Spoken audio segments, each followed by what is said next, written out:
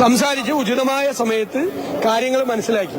അന്ന് ഞാൻ പറഞ്ഞല്ലോ, ബോധ്യങ്ങളിൽ നിന്നാണ് തീരുമാനമെടുത്തത്. പരാതി പോലെയില്ലാതെ ബോധ്യങ്ങളിൽ അല്ലേ. ഓരോ വാക്കും പറയുമ്പോ സൂക്ഷ പറയണം. അതിനൊക്കെ ഇപ്പോഴാണ് വിലയുണ്ടാകുന്നത്. അതിനൊക്കെ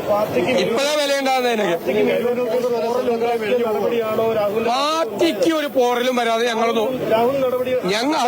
അല്ല, ഇനി എന്തിനാണ് അതിനെക്കുറിച്ച് കമന്റ് പറയണത്?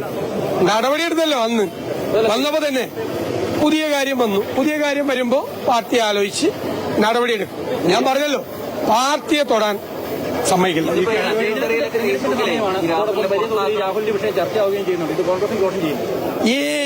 ഞാൻ പറഞ്ഞല്ലോ, കോൺഗ്രസിന് ഒരു ദോഷം ഉണ്ടാവില്ല.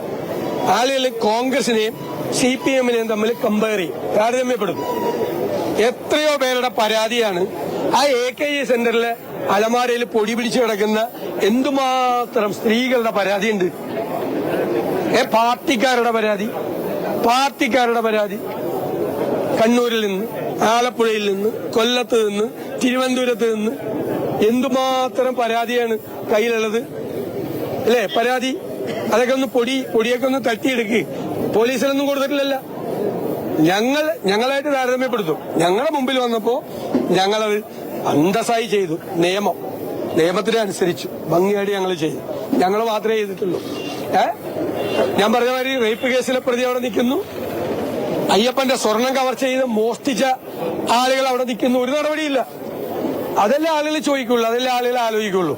ആളുകൾ കോൺഗ്രസിനെയും CPM-നെയും ഈ കാര്യത്തിൽ താരതമ്യം ചെയ്യും.